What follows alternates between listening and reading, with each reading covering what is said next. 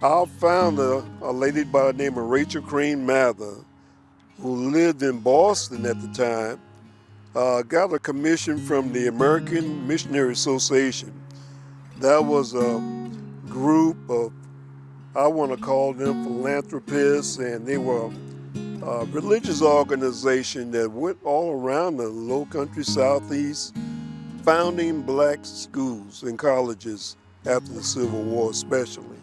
So when she got to Beaufort and she saw this mass of homeless children roaming around with no direction, she felt like they needed more than a school, they needed a home. Rachael severed her ties with the American Missionary Association, took $87 of her own money and bought 20 acres of land, this beautiful campus that we're sitting on now, and founded the Mather School. And that was 1868.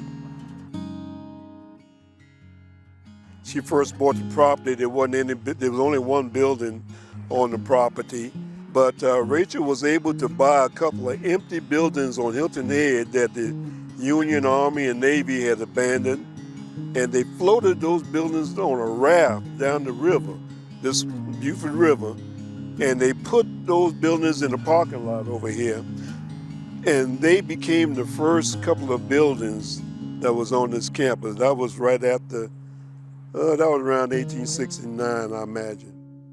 So through the years, the girls learned how to do a lot of domestic work that allowed them to be employable in years to come. And that lasted until 1968, which was the year I came. Well, I came in 1967, and the school shut down in 1968. So I was only here 1 year.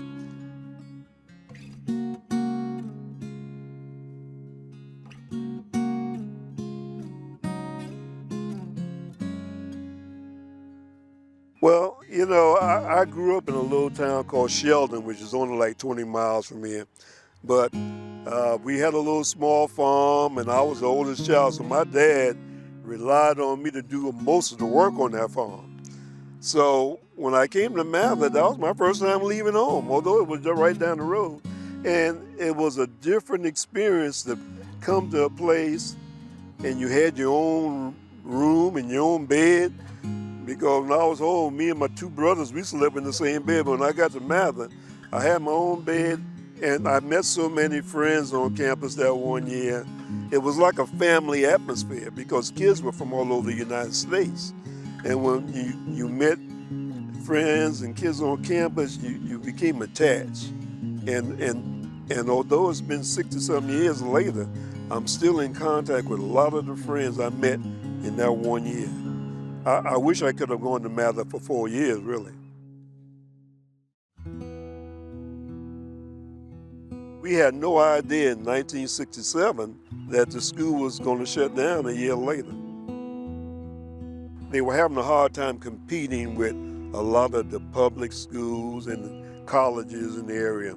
So they decided that they would shut down and allow Mather to transition into a trade school. And it became a part of the technical colleges of the Lowcountry.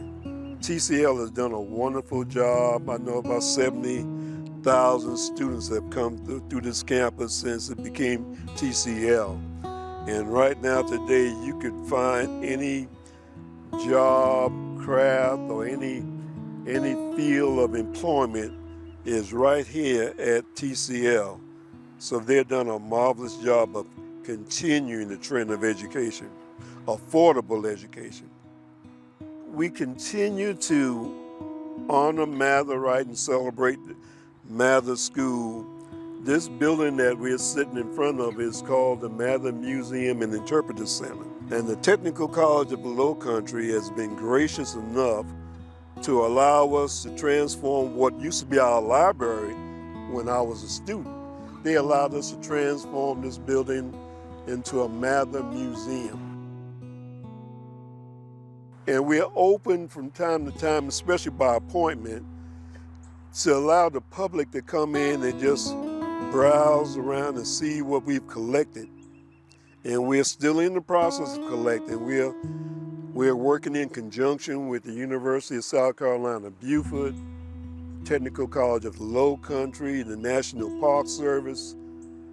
All of those partners are helping us tell the Mather story. Mather has accumulated a lot of stories in 100 years, and we're trying to preserve those and recreate some of those and let people that have only heard about Mather, and a lot of people haven't heard, let them enjoy what went on this campus. It was a very important Reconstruction era school. If it wasn't for Mather, a lot of older Matherites would tell you they don't know what they would have done. It's a worthy institution to be honored, and we just hope that we can do it justice by continuing the legacy of honoring Mather School.